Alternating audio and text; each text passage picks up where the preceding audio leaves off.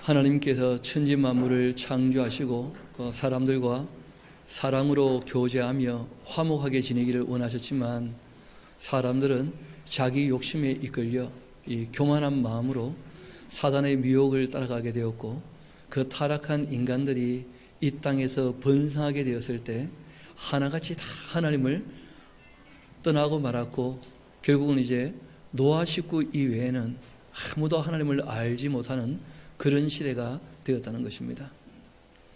그래서 그때 하나님께서 이 물로 세상을 심판한 이야기를 성경이 우리에게 하고 있습니다. 우리가 창세기를 볼 때 학교에서 배웠던 내용들과 창세기가 상충하는 것 때문에 저도 중학교 때, 고등학교 때, 심지어는 신학대학 가서도 굉장히 많이 갈등을 하기도 했고 마음이 힘들고 어려웠던 그런 이 과정들이 있었습니다. 그런데 조금 더 확실하게 공부를 하고 정리를 하고 내용들을 살펴보게 되었을 때 세상의 이 과학자들이 그 악한 마음이 있다는 것을 알게 된 것입니다. 그게 무엇이냐면 하나님을 창조주로 인정하지 않고 자신이 여전히 자기의 주인이 되고 싶은 마음들을 확인하게 되어지면서 그들이 공부했던 내용들을 다시 한번 검토하게 되었습니다. 그렇게 되었을 때 진화론이라고 하는 것, 또 이 진화론의 바탕이 되는 그 동일 과정설로 말미암은 지질학이라고 하는 것, 이런 것들이 너무 어이없는 그러한 바벨탑 같은 것이 아닌가, 그런 것을 보게 된 것입니다. 그래서 오늘 우리가 이 노아의 홍수 이야기를 살피기 전에 그 지구에 대해서 조금 우리가 이해를 할 필요가 있습니다. 그래서 오늘 여러분에게 좀 나누어 드린 내용이 있고 상세히 다 공부하기는 쉽지가 않겠죠. 그래서 오늘 그 저녁부터 시작해서 다시 저희들 그 성경 강좌가 이제 시작이 됩니다. 주중 성경 공부방이 6월 달부터 시작이 되어지죠. 그래서 좀 세밀하고 이런 공부들은 우리가 그때 다루기로 하고, 우리가 큰 흐름을 통해서 이 성경에 기록된 이 내용이 역사적인 사실이다 하는 것을 확인할 수 있고 믿어줄 수 있게 그렇게 우리가 함께 정리해 나가면 좋겠습니다. 중요한 것은 창조에 대한 이야기도 마찬가지고 이 홍수 심판에 대한 이야기도 마찬가지인데, 이런 사건들은 반복적입니까? 딱 한 번 있었던 사건입니까? 한 번밖에 있지 않았던 사건이기 때문에 이걸 우리가 과학적인 잣대를 가지고 검증한다는 것은 불가능합니다. 과학이라고 하는 그 학문은 속성 자체가 반복이 되어야지만 뭘 할 수 있습니까? 확인할 수 있다는 거예요. 반복되지 않는 것은 확인이 불가능합니다. 결국은 이제 지금 우리가 가지고 있는 이 흔적들을 가지고 어떻게 해석을 할 것인가에 대한 문제예요. 똑같은 화석을 가지고도 이 화석은 진화의 흔적이다 이렇게 주장하는 사람이 있고, 이 화석이야말로 노아 홍수 심판의 확실한 증거다 그렇게 주장하는 사람도 있다는 거예요. 그것은 반복되지 않는 사건이기 때문에 어떻게 해석하느냐에 대한 문제가 되는 것이기 때문에 그러합니다. 그래서 우리가 먼저 그 시편에 있는 말씀을 한 곳 읽고 우리 얘기를 시작을 합시다. 우리 시편 85편 같이 한번 가볼까요? 시편 85편.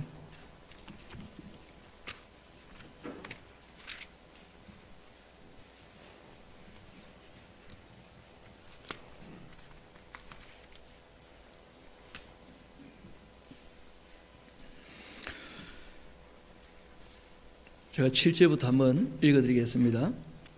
여호와여, 주의 인자하심을 우리에게 보이시며 주의 구원을 우리에게 주소서. 내가 하나님 여호와께서 하실 말씀을 들으리니 무릇 그의 백성 그의 성도들에게 화평을 말씀하실 것이라. 그들은 다시는 어리석은 대로 돌아가지 말지어다. 진실로 그 구원이 그를 경외하는 자에게 가까우니 영광이 우리 땅에 머무르리이다. 인애와 그 진리가 같이 만나고, 그리고 의와 화평이 서로 입을 맞추었으며. 우리 한번 11절은 같이 한번 읽어볼까요? 시작. 진리는 땅에서 솟아나고 의는 하늘에서 굽어 보도다. 하나님의 인애와 자비를 확실히 이해하려면 이 땅을 바르게 이해할 필요가 있다는 거예요. 우리가 사는 세상이 어떠한 곳인가? 원래는 에덴 동산이었죠. 근데 거기서 쫓겨나면서 땅이 뭘 받게 되었습니까? 저주를. 거기다가 이제 노아 홍수 때 뭘 받게 됩니까? 심판받으면서 사람과 땅이 다 멸망받았다는 거예요. 그리고 이제 예수님께서 오셔서 어떻게 하실 겁니까? 새롭게 하실 거예요. 그리고 이제 이 모든 것이 다 지나가고 천국이 이루어지게 될 것입니다. 땅에 대한 이해가 부족하게 되어지면 신앙의 근간이 흔들리게 될 거라는 거예요. 게다가 이 땅에는 그 사건들이 있었다면 뭐가 남겠습니까? 흔적들이 남을 거라는 거예요. 우리 한번 따라합시다. 사실이라면 증거가 있을 것이다. 그러니까 어떤 사건이 있으면 거기에 대한 뭐가 있을 겁니까? 흔적이 남을 거라는 거예요.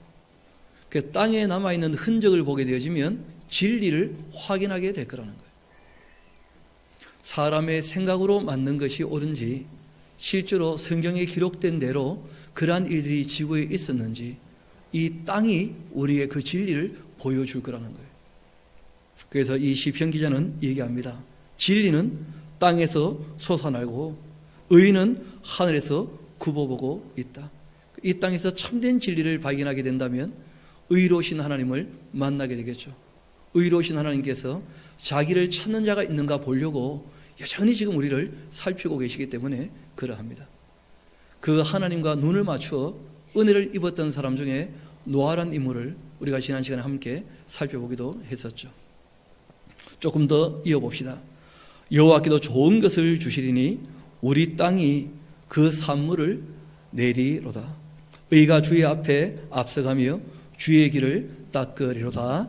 아멘. 그래서 우리가 지금 이 사는 땅 저주받고 멸망받았지만 여전히 말씀하신 대로 우리를 위하여 뭘 내고 있습니까? 양식을 내고 있고 먹고 살 수 있는 길이 다 땅에 있다는 거예요. 그래서 오늘 나눠드렸던 걸 보면 지구별의 역사에 관심을 가지고 말씀하신 여러분들이 계신다 하고 이제 아주 편집된 역사입니다. 몇 분만 좀 소개를 하면서 우리가 왜 이야기를 할 수밖에 없는지를 말씀드리려고 합니다. 원래는 모든 사람이 다 지구별에 대한 역사에 큰 관심이 없었어요. 왜냐하면 태어나 보니까 원래 다 있었거든요. 그리고 워낙 지구 땅이 넓고 크기 때문에 감히 이걸 안다는 것은 엄두도 못 냈다는 거예요. 그러고 있는 중에 이제 제임스 어시라고 하는 분이 딴 건 몰라도 지구의 그 나이 정도는 좀 확인해 봐야 되지 않겠는가, 그런 이제 아이디어가 생기신 거예요. 그래서 예수님부터 그때까지는 파악이 된 것이죠. 그러면 예수님 전에 보니까 족보가 다 있더라고요. 그 족보를 보니까 나이가 또 나와요. 몇 살에 애를 낳았는지. 그래서 그 나이를 다 역산으로 더해봤다는 거예요. 더해보니까 BC 4004년쯤에 시작되지 않았겠는가, 이렇게 보신 거예요. 이분은 월과 날까지 계산을 했더라고요. 보니까 제가 보니까 조금 무리지 않나 싶은데 여하튼 이분이 그렇게 계산을 하신 거예요. 지구라는 별에 굉장히 관심이 있으셨던 분이죠. 이분은 지질학자이기도 했고요. 그리고 추기경이기도 했고 대단한 학자면서 신학자였습니다. 그래서 이제 그렇게들 생각을 하다가 잘 아시는 것처럼 로만 카톨릭 교회가 온 세상에 실망을 안기게 되어지면서 종교는 개혁이 일어나게 되었고 세상은 계몽이 일어나게 되었죠. 그래서 하나님을 떠나는 그런 일들이 일어나게 된 것입니다. 하나님을 떠나는 사람들은 자기 근간을 다시 한번 확인할 수밖에 없는 거예요. 하나님이 창조했다면 자기들은 없는 거 아니겠습니까? 그러면 하나님 창조가 아니라면 우리는 어떻게 있게 되었는가, 여기에 대한 고민들을 많이 하게 된 거예요. 그래서 이제 현대 과학이라는 것이 발전하게 되는 것입니다. 하나님을 떠나면서 시작이 된 거예요. 어떻게 보면 지성인들이. 그때 이제 제임스 허튼이라는 사람이, 이름부터가 허튼 소리 잘하게 생겼죠. 제임스 허튼이라는 사람이 지금 우리가 생각하는 근대 지질학의 기초를 놓았다고 하죠. 이분이 1788년에 지구 이론이라 하는 그 책을 발간하게 되는데 이 책은 이런 이야기입니다. 쉽게 말하면 여러분 비가 오게 되어지면 산에 있는 토사가 흘러내려가지 않습니까? 그 흘러내려간 토사가 어떻게 됩니까? 쌓이게 되겠죠. 그러면 쌓이고 시간이 지나면 또 그 위에 또 쌓이겠죠. 그럼 시간이 지나면 그 위에 또 쌓이겠죠. 그러면 밑에 있는 것은 오래된 것이고 위에 있는 것은 오래되지 않은 것이다. 그러니까 지구 역사가 지금 우리가 경험하고 있는 것처럼 늘 동일하게 일들이 벌어지고 있다면 땅은 밑으로 내려가면 내려갈수록 어떻다는 거예요? 오래된 것이다. 이렇게 봤다는 거예요. 그렇게 해서 이제 지질학, 지금 현대 이 지질학의 기초를 놓게 된 것입니다. 그런데 여러분 한 가지 물어봅시다. 여러분 우리가 고속도로를 가다 보면 산이 이렇게 절개되어 있지 않습니까? 절개가 되어 있는 산 이 벽면을 보게 되어지면 산들에도 지층이란 게 있습니까? 없습니까? 그럼 그 산은 제일 꼭대기인데 어디서 흘러내려와서 쌓인 거예요 대체? 그분이 산을 안 잘라봤던 거예요. 무슨 말인지 좀 이해가 되십니까? 여러분 산 꼭대기에도 지층이 있다고 한다면 그럼 그는 어디서부터 흘러내려와서 쌓인 겁니까 대체? 그러니까 이제 사람들이 그것이 밑에 쌓였다가 또다시 올라오지 않았겠는가? 침강, 융기에 대한 또 얘기를 하게 되는 것이죠. 그렇게 조금 더 시간이 지나서 찰스 라이엘이라고 하는 사람이 1830년에 이 동일 과정서를 기초로 해서 지질학 원리라 하는 책을 내면서 이분이 지질학의 아버지라 불려지는 그런 사람이죠. 그래서 이걸 굉장히 학문적으로 체계적으로 정리를 하기 시작한 거예요. 여기에 이제 누가 영감을 받게 되었냐면 찰스 다윈이라는 사람이 영감을 받게 된 거예요. 그렇다고 한다면 오래된 곳에 뭐가 있다고요? 시간이 많이 지난 흔적이 있다고 한다면 거기에 오래전에 살던 뭐가 있을 거라는 거예요?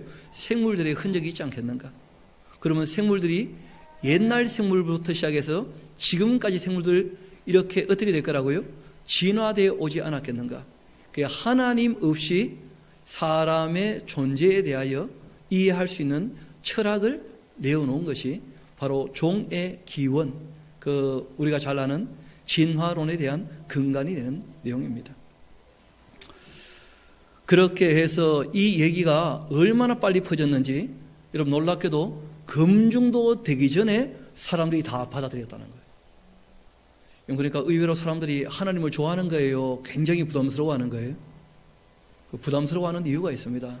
하나님은 이 땅에서 사람이 행한 대로 반드시 뭐 하시는 분이십니까? 심판하시는 분이시거든. 하나님께서 사람의 생명을 내시고 인격적 자유를 부여하시고 양심을 주셨기 때문에 이 땅에 사람들이 살았던 모든 삶에 대하여 반드시 뭘 하신다는 거예요? 평가를 하신다는 거예요.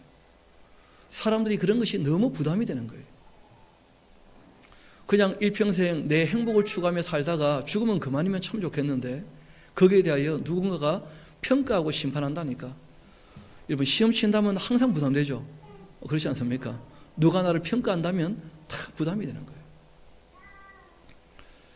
일전에 제가 이제 강의를 하는 중에 제가 성경을 배웠던 분이 노우호 목사님이거든요. 노우호 목사님이 잠깐 들어오시더라고. 갑자기 말문이 막히는 거예요. 왜 그랬을까요? 그분이 나에 대해서 평가하는 게 아닌가 하는 오해가 있는 거예요. 내가 뭐 하고 있는지 살피러 온 거 아닌가 하는. 알고 보니까 뭐 가지러 왔더라고. 갖고 다 하시더라고요. 이 사람이 누군가에게 평가받는다는 거 굉장히 부담되는 일이거든요. 쉽지 않은 일이고. 요즘에는 조금 달라졌습니다만은 그럼에도 불구하고 나를 누가 평가한다. 참 어려운 일이에요. 하나님께서 우리의 삶에 대하여 평가하신다. 마지막에 상과 별도 있고 벌도 있고 그리고 천국도 지옥도 있다. 이런 게 부담이 되는 거예요. 그래서 그런 것 없이 사람의 삶을 살 수 있는 어떤 철학을 만들어 놓기를 원했던 것입니다. 그래서 이 지질학을 근간으로 해서 뭐가 만들어졌다는 거예요? 진화론이 만들어졌다는 거예요. 그래서 이제 점진적 진화론 이런 거 들어보셨죠? 그러니까 단세포 생물이 뭐가 되었다는 거예요? 다세포 생물이. 그 다세포 생물이 이제 말 그대로 뼈가 없는 뭐 해파리 이런 게 됐다가 그다음에 연골 의류가 됐다가 그다음에 경골 의류 딱딱한 뼈가 있는 물고기가 됐다가 이게 밖으로 기어 나왔다는 거 아닙니까?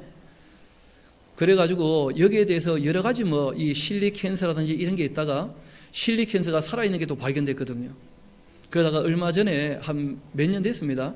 티타알릭이라 그래가지고 그 우리나라에서도 그 화석을 가지고 만든 책이 있어요. 내 안에 물고기. 그러니까 물고기가 진화되어서 인간이 됐다는 거죠. 그런데 문제는 티타알릭이라고 하는 이 화석이 발견되었던 그 밑에 네발 동물 짐승의 발자국 화석이 발견됐습니다. 여러분 그러면 진화 중에 있는 거예요? 아닌 거예요? 아닌 거죠 당연히. 그런데 그렇게 새롭게 발견된 것들은 발표를 하지 않는 거예요 이 사람들이.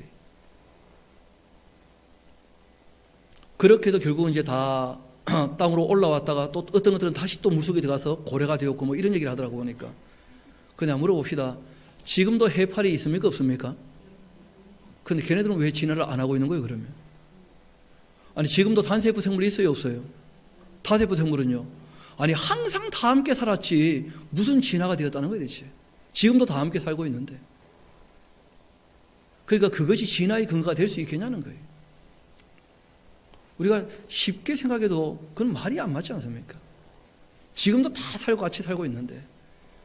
그럼 처음부터 다 함께 살았거든요. 왜냐하면 창세기를 보니까 하나님께서 어떻게 해요? 각기 종류대로 한 주간 안에 다 만드셨다는 거예요.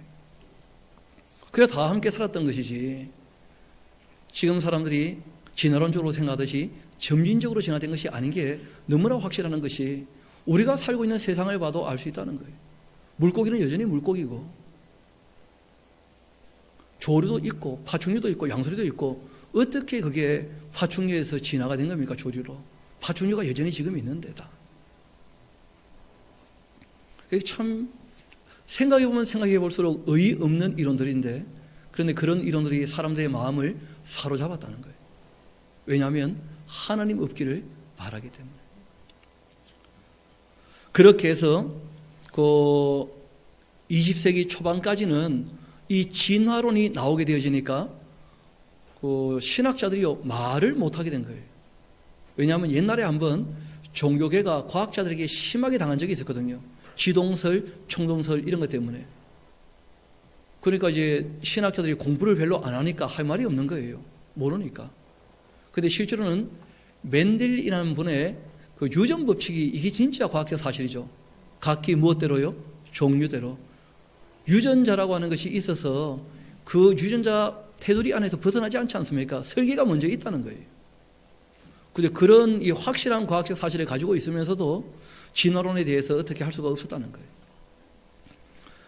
그러고 있다가 이제 조지 프라이스라고 하는 분이 새로운 지질학 하는 책을 발간하게 되어지는데 그 이분은 안식교 교인이었습니다. 그러니까 성경을 문자 그대로 있는 대로 좀 보자 하는 그런 마음이 있어가지고 살피게 되었는데 그 안타까운 것은 딴 욕심이 좀 있었죠.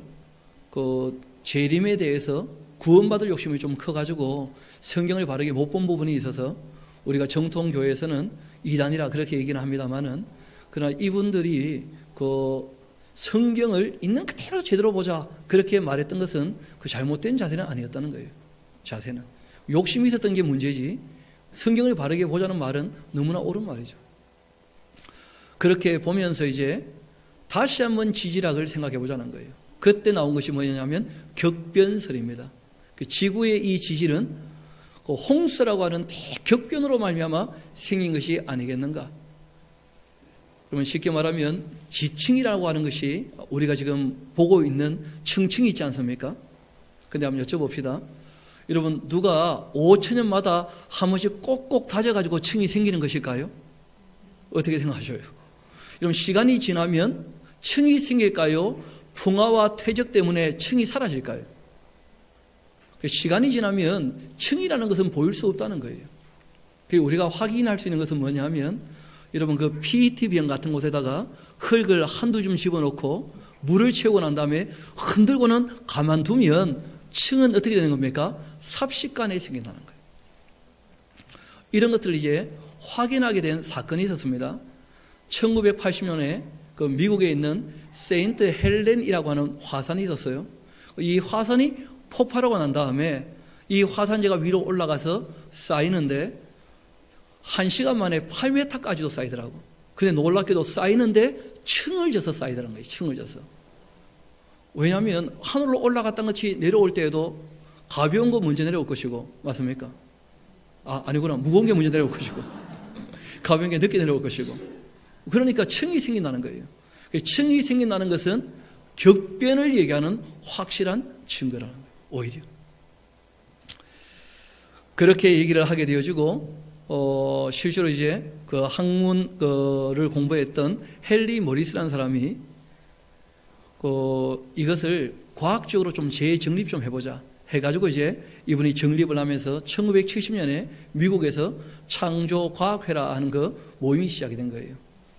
이분들이 10년쯤 지나서 우리나라에 와서 창조과학회를 설립하게 된 것입니다. 우리나라에서 창조과학회가 처음 설립될 때에는 그 물리학자들, 생물학자들 함께 참여했고, 지금은 또 더 많은 학자들이 참여하게 되었습니다. 그래서 여러분도 한번 그 유튜브에 가서 15명의 과학자가 말하는 진화론 비평에 대한 그런 동영상들 좀 보시면, 아니면 저한테 그 메일 보내시면 제가 다 보내드릴 테니까 그런 거 한번 보시면 도움이 될 거예요. 그러니까 그 분야의 전문가들이 지금 진화론자들이 얘기하고 있는 이 우주론이나 또는 지질학이나 아니면 이 방사성 동위원소로 말미암은 반감기나 여기에 대해서 정말 신뢰하고 믿을 만한 것인가, 그걸 똑같은 과학적 입장에서 이렇게 해석하는 것이 더 옳다 하고 얘기하는 동영상이 있습니다. 그러니까 그런 내용들은 아마 저보다는 그 전문가들 얘기를 들어보는 것이 훨씬 더 내용 정리가 쉬울 거예요. 그러니까 그런 것은 그분들에게 우리가 좀 맡기기로 하고, 문제는 이렇게 격변설이 일어나게 되어지니까 격변이라고 하는 것을 부인하지 못하는 사실로 받아들일 수밖에 없었던 거예요. 왜냐하면 우리 뒤로 한번 넘어가 볼까요? 지구의 역사에 나타난 6대 멸종 사건, 이런 거 보이십니까? 그러니까 진화론자들이 그 만들어 놓은 지질 주상도라 하는 것인데, 실제로는 이런 지질 주상도는 전문가들은 인정하지 않습니다. 왜냐하면 이런 층이 있는 땅은 지구 땅 어디에도 없어요. 그러니까 전부 여기저기 있는 걸 다 갖다가 어떻게 한 거예요?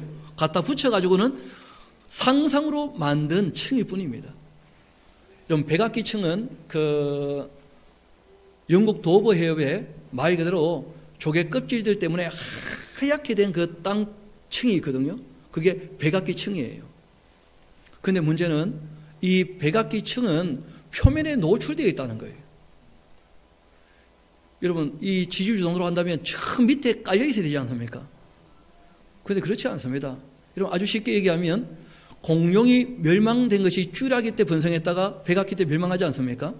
공룡 멸망을 이 진화론자들이 얘기를 할 때.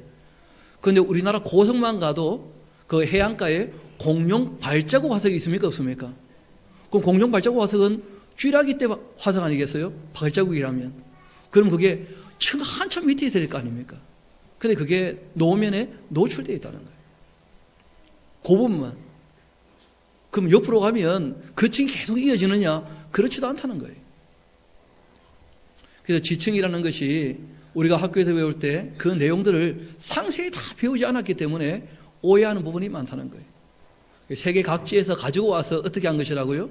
조합해서 상상의 지층에 대한 그 주상도를 만들어낸 것뿐입니다. 그런데 문제는 이 지층을 연구해 보니까 캄브리아기 전과 캄브리아기 후에 너무나 큰 변화가 있다는 거예요. 없던 생물이 너무나 많이 출현한다는 거예요. 캄브리아 대폭발이라고 얘기하죠.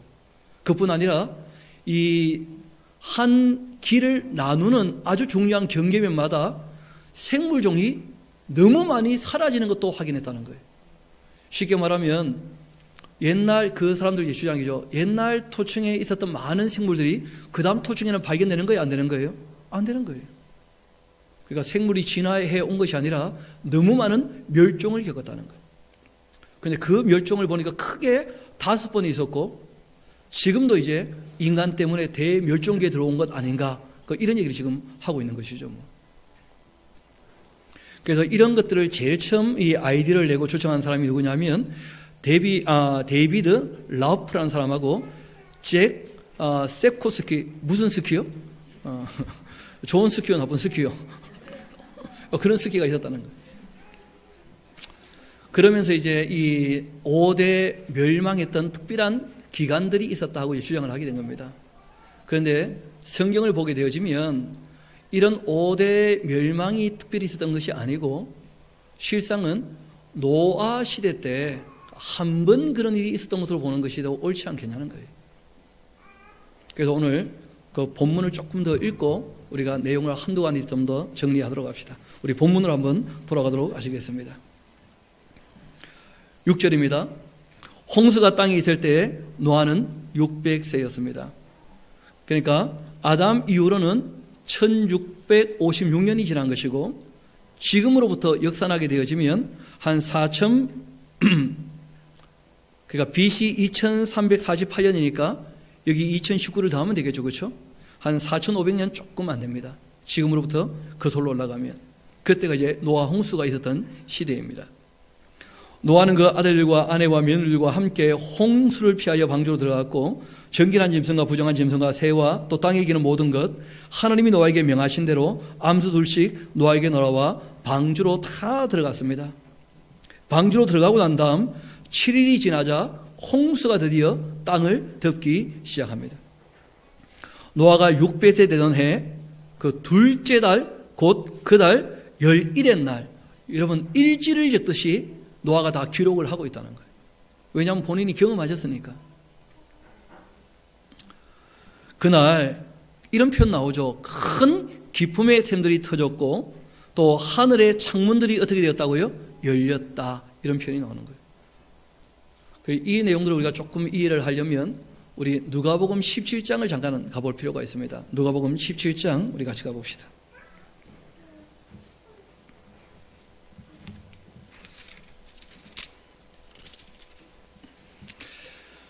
저희 교회 성도님들은 다 잘 아실 겁니다만은 그 계시록을 보면 그 인을 뗄 때 그 6째 인을 떼면 뭐가 떨어집니까?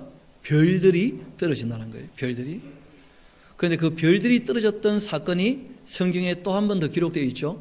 언제였냐면 소돔과 고모라가 멸망할 때 하늘로부터 불과 유황이 떨어져서 소돔과 고모라가 멸망하게 되거든요.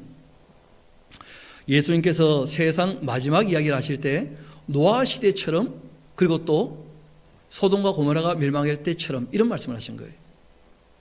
우리 한번 거기 같이 봅시다. 우리 26절부터 한번 보겠습니다. 17장 26절. 노아의 때에 된 것과 같이 인자의 때에도 그리할 것이다. 이 노아가 방주에 들어가던 날 사람들이 먹고 마시고 장가들고 시집 갔는데 홍수가 나서 그들이 다 멸망시켰고 그들을 또 롯의 때와도 같을 텐데 사람들이 먹고 마시고 사고 팔고 심고 집을 짓더니 롯이 소돔에서 나가던 날 하늘로부터 불과 유황이 비오듯 해서 그들을 어떻게 했다고요? 멸망시켰다. 그러니까 이 노아 시대를 우리가 이해하려면 단지 홍수만 가지고는 설명이 어려운 부분들이 너무 많다는 거예요. 왜냐하면 그 물이 차올랐다고 한다면 여러분 시간이 지나면 물이 빠집니까? 아니면 계속 차올라 있습니까? 어디로 빠집니까? 여러분 생각을 해봐요. 비가 왔어요. 그렇죠? 비가 와서 비가 일단 오면 물은 어디로 갑니까? 밑으로 흘러내려가죠. 그러면 낮은 곳부터 차올라와야 산 위에까지 올라올 거 아닙니까? 그럼 산 위에까지 올라왔던 물은 어디로 흘러가냐고요, 대체. 차올라왔는데. 흘러갈 데가 없잖아요.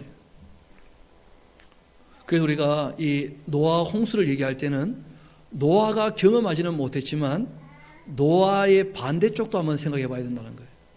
그래서 다시 한번 우리 그 뒷면 사진을 한번 봅시다. 사진을 보면 그 달의 앞면과 뒷면의 사진이에요. 그럼 달의 앞면과 뒷면을 보게 되면 달의 뒷면은 옛날에는 화산 폭발의 흔적이라고 생각을 했는데 이제는 아무도 그렇게 보지 않죠. 이제는 확인이 되었습니다. 운석이 와서 떨어져 가지고 이런 자국들이 생긴 거예요. 그런데 문제는 한쪽 면은 너무 많이 맞았고 한쪽 면은 조금밖에 안 맞았어요. 이 말은 무슨 말이냐면 일정하게 오랜 기간 동안 조 터졌다는 거예요? 한꺼번에 많이 맞았다는 거예요? 무슨 말인지 이해가 안 되십니까? 여러분 다시, 여러분 달이 우리가 볼 수 있는 것은 앞면밖에 못 보지 않습니까? 공정과 자전이 같으니까. 그런데 달의 앞면은 운석에 적게 맞았는데 뒷면은 엄청 많이 맞은 거예요. 그렇다고 한다면 일정하게 맞은 거예요? 한꺼번에 많이 맞은 거예요?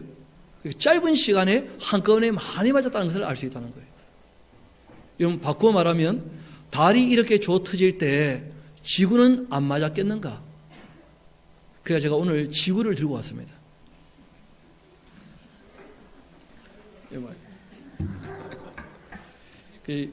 뭘 얘기하고자 하느냐면 여러분 재미있게도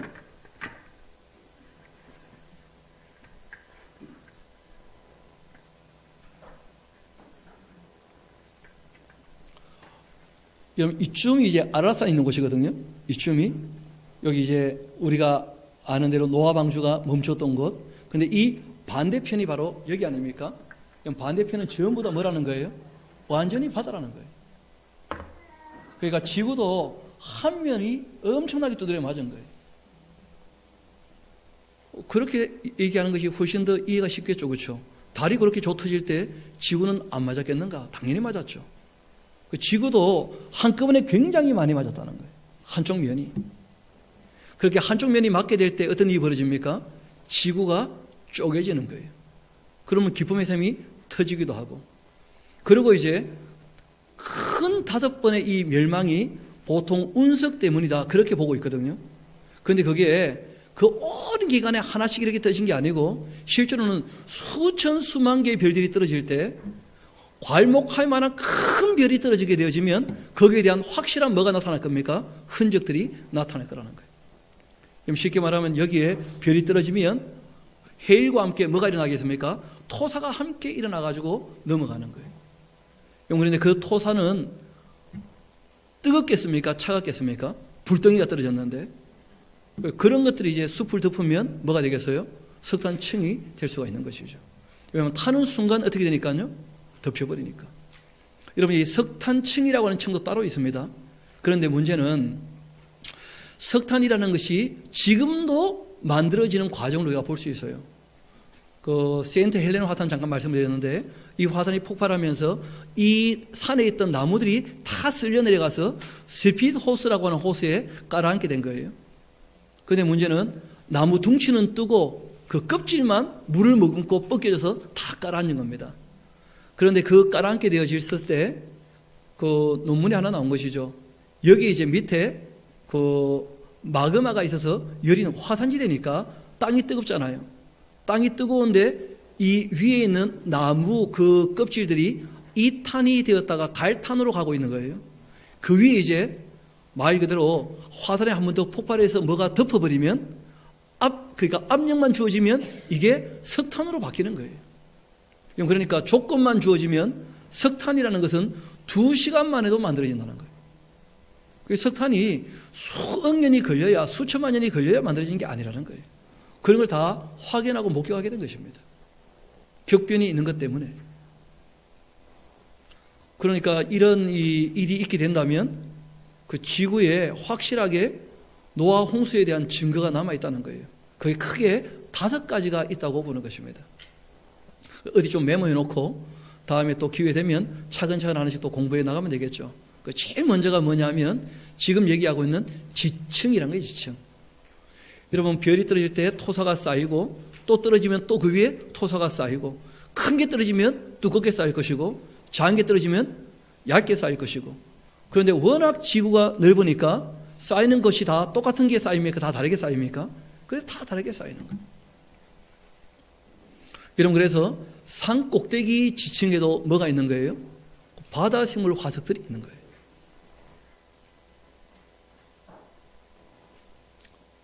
그리고 이제 두 번째는 뭐냐면 지금 얘기했던 석탄 같은 거예요. 석탄. 그러니까 지금 우리가 석탄이 만들어지는 과정을 보고는 있지만 전 지구적으로 있는 이 석탄층이 마그마로 말미암아 다 만들어졌다고 하기에는 양이 너무 많다는 거예요. 양이. 그것만 가지고는 불가능한 것이죠. 그 다음에 석유도 마찬가지입니다. 석유. 그러니까 지층, 석유, 석탄. 그 다음 또 뭐가 있겠습니까? 화석 같은 거. 그리고 이제 한 가지를 우리가 더 얘기해야 되겠죠. 그게 뭐냐면 크레이터라는 거예요. 크레이터. 운석이 떨어진 뭐가 있다는 거예요? 흔적이 있다는 거예요. 제일 큰 흔적이 이쪽 태평양 바다 쪽이 아니겠는가. 그러면 우리가 조금 상상할 수가 있는 것이죠.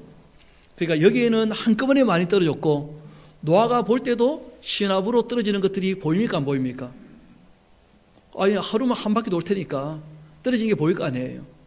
그러니까 하늘에 마치 뭐가 열린 것처럼 보입니까? 창문이 열린 것처럼. 그래서 그렇게 표현하지 않았겠는가. 하늘의 창이 열렸고, 게다가 또 여기에 물이 떨어지니까 여기서 이제 뭐가 올라옵니까? 뜨거운 게 떨어졌으니까 해일뿐 아니고 수증기가 확 치밀어 오르는 것이죠.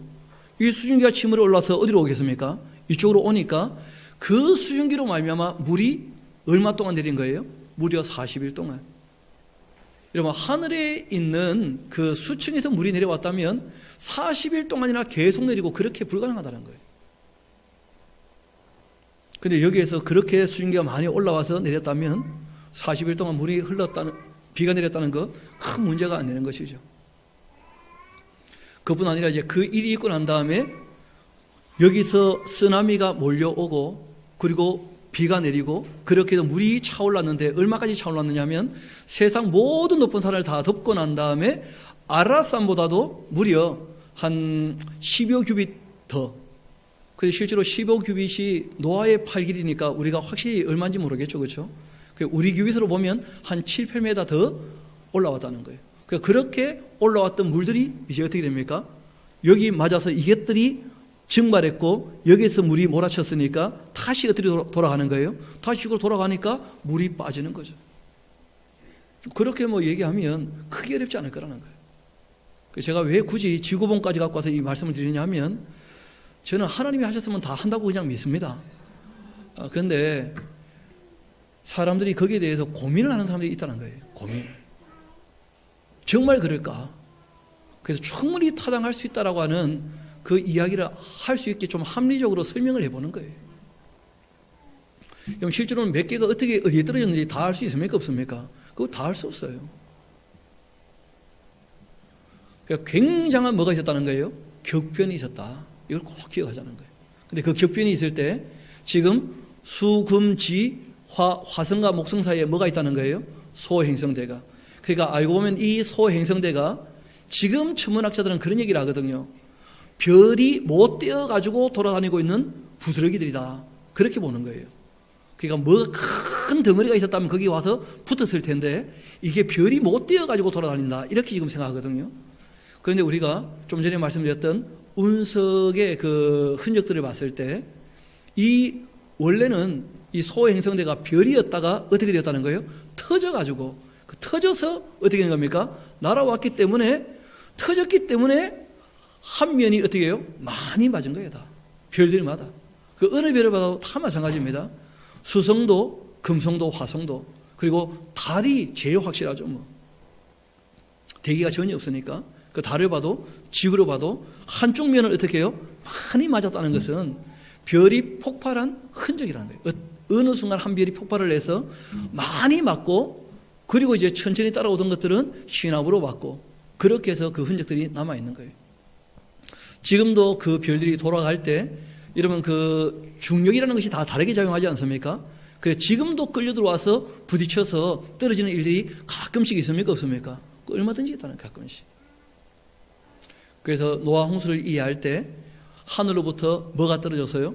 노아 반대쪽에 별이 수없이 떨어졌고 노아도 그런 것 떨어진 것을 좀 봤던 모양인데 그런 일들로 말미암아서 이런 일들이 벌어지지 않았겠는가.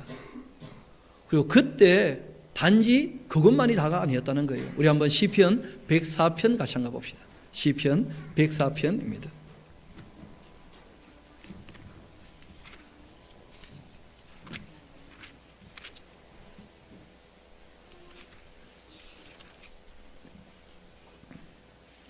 거기 5절부터 제가 한번 읽어드리겠습니다. 땅에 기초를 놓으시고는 영원히 흔들리지 아니하게 하셨는데 옷으로 덮음같이 주께서 땅을 깊은 바다로 덮으심에 물이 산들 위에 솟아올랐었는데 그러나 주께서 꾸짖으시니 물은 도망하여 주의 우레소리로 말미암아 빨리 가며 주께서 그들을 위하여 정하여 주신 곳으로 흘러 들어갔고 산은 어떻게 되었다고요? 오르고 그리고 골짜기는 내려갔다. 적어 놓으시면 되겠죠. 윤기와 침강도 있었다. 여러분, 그리고 우리가 한 가지 또 살펴볼 것이 있습니다. 여러분, 우리가 이 습곡이라는 것을 보게 되어지면 지층이 편편합니까? 이렇게 휘어 있습니까?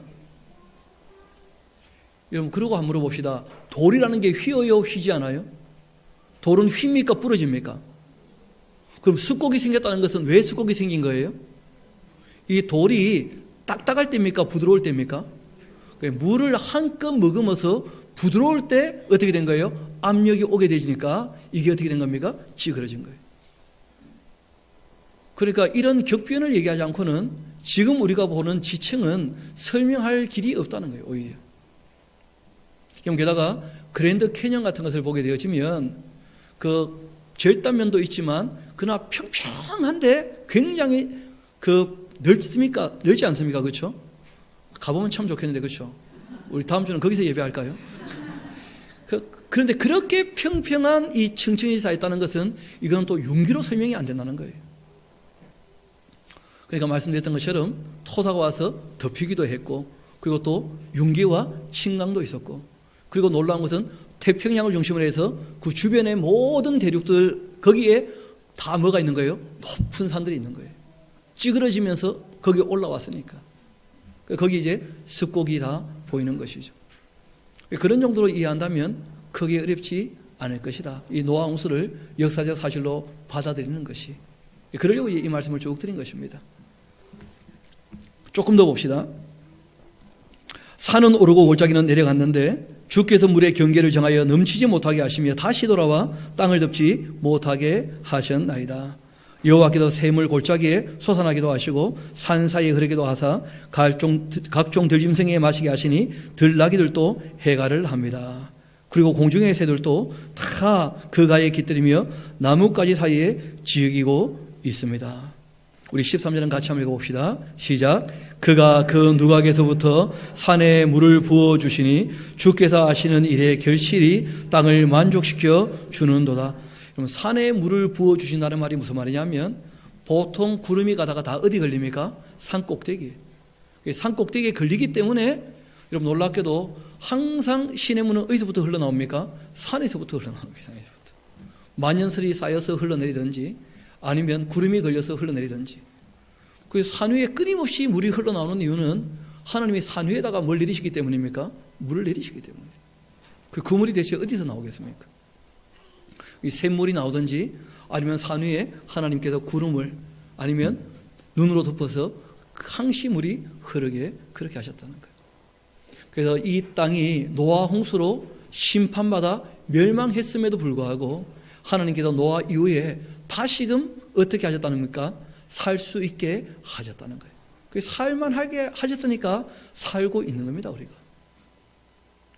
다시 이제 본문으로 돌아가서 오늘 말씀들을 정리하도록 합시다. 우리 7장 우리 11절부터 다시 한번 보겠습니다. 노아가 600세 되던 해 둘째 달고 그 달 11의 날 그날에 큰 기쁨의 샘들이 터지며 하늘의 창문이 열렸다. 거기 하나 적어 놓으시면 되겠죠. 뒷면에 별이 떨어졌었다. 수없이. 그런 정도 메모해 놓으면 이해가 되실 겁니다. 40주야를 비가 땅에 쏟아졌는데 곧 그날 노아와 그 아들 셈함 야벳 노아의 아내 세민이 다 방주로 들어갔고 그들과 모든 들짐승이 그 종류대로 모든 가축이 그 종류대로 땅에 기는 모든 것이 그 종류대로 모든 새가 그 종류대로 무릇 생명의 기운이 있는 그 육체가 둘씩 노아에게로 나와 방주에 들어갔는데 들어간 것들은 모든 것의 암수였다. 이때 살아남은 것만 지금까지 유전되어지는 거예요. 그러니까 화석에 보면 지금 살아있는 생물의 화석도 똑같이 있죠. 옛날 화석에도. 그런데 지금은 없는 화석도 많습니까? 적습니까? 많아요. 그런 것들은 방주에 굳이 태우지 않으셨던 것 같아요. 왜냐하면 환경이 너무 바뀌었기 때문에 바뀐 환경에 살 수 없는 것들은 굳이 태울 필요가 있습니까? 없습니까? 굳이 태울 필요가 없는 것이죠. 이어봅시다. 그에게 명하신 대로 들어가며 여호와께서 그를 들여보내시고 문을 닫으셨다. 홍수가 땅에 40일 동안 계속되었고 물이 많아져 방주가 땅에서 떠오르게 되었는데, 그러니까 노아의 방주는 산 위에서 만들지 않았습니다. 옛날 저도 또 노래 배워가지고 오해를 했었어요. 높은 산 꼭대기에서 배를 만든다. 거기서 배 안 만듭니다, 아무도. 아라산에 걸린 겁니다. 배 집에서 만들었고, 땅에 있던 그 방주가 떠오르게 된 겁니다. 물이 땅에 더욱 넘쳐 결국은 천하의 높은 산도 다 잠기게 되었고, 물이 점점 더 불어서 그 산들 더 위로 10여 규빗이나 더 오르게 되어서 산들이 다 잠기게 되었다는 거예요. 이때 이제 노아가 경험할 수 있는 제일 높은 산은 어떤 산입니까? 아라라산이죠, 아라라산. 그렇게 해서 땅에 움직이는 생물은 다 죽었고, 새와 가축과 들짐승과 땅에 기는 모든 사람인데, 육지에서 그 코에 생명의 기운에 숨이 있는 것 다 죽었다. 지면의 모든 생물을 쓸어버리셨는데, 그 사람과 가축과 기는 것과 곤충의 새까지라 이런 땅에서 쓸어버림을 당하였으되, 오직 노아와 그와 함께 방주에 있던 자들만 남아있게 되었다. 물이 150일 동안은 이 땅에 넘쳤었다. 그렇게 되어 있는 거예요. 앞을 봅시다. 말씀을 마무리하도록 하겠습니다. 여러분, 성경을 보면 노아 홍수 이전에도 대격변이 지구별에 몇 번 있었다는 것을 알 수 있습니다. 제일 먼저는 여러분, 셋째 날 하신 일이 뭐였습니까? 원래 수면 위를 하나님께서 운행하실 때 그 물 밑에 땅덩어리가 있었죠. 근데 이 땅이 어떻게 됐습니까? 솟아올라서 그 물과 묻이 어떻게 해요? 나누어졌다는 것은 대단한 지각 변동이 있었다는 거예요. 그리고 그때 올라왔던 그 땅덩어리는 퇴적되기 전이죠, 그렇죠? 그러니까 기반암이라고 얘기하는 기반암. 그리고 난 다음에 바로 이어서 식물의 세계를 얘기를 하십니다. 여러분, 바위 위에는 식물들이 자랄 수 있습니까, 없습니까? 없죠.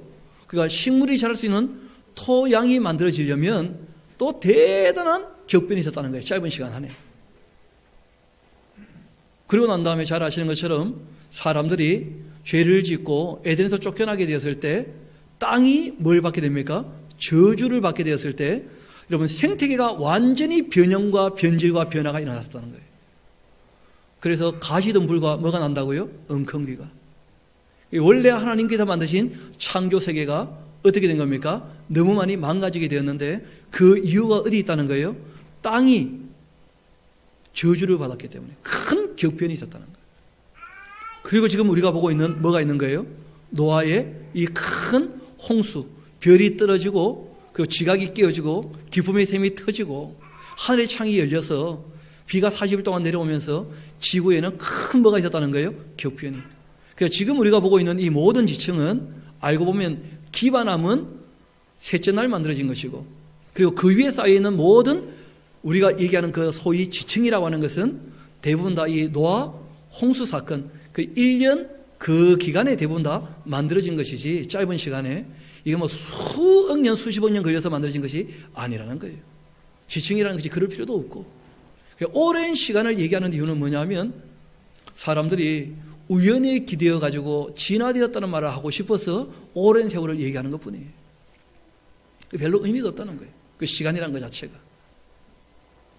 그리고 이제 또 한 번 큰 격변이 있는데, 에벨이라는 사람이 이제 나오게 됩니다. 노아의 후손 중에 셈의 가문에서. 그 에벨이 애를 놓을 때 땅이 갈라졌기 때문에 그 아이 이름을 벨렉이라 그렇게 진 적이 있어요. 그때가 이제 바벨탑 사건입니다. 바벨탑 사건으로 사람들이 언어가 달라지게 되었을 때 땅이 쪼개지면서 나뉘어졌다는 기록이 성경에 있어요. 성경에만 해도 격변이라는 것이 있었다는 거예요, 없었다는 거예요? 큰 격변이 한 5번 있었다는 거예요. 그리고 또 격변이 언제 있을 겁니까? 예수님 오시기 전에 격변이 크게 있을 것이고, 천년왕국이 끝나면 이 세상은 다 지나가고 정말 천국이 시작이 되어지겠죠. 성경이 우리에게 얘기하는 그 격변도, 이 땅의 격변도 한 7번쯤 그렇게 있는 것으로 얘기를 하고 있다는 거예요.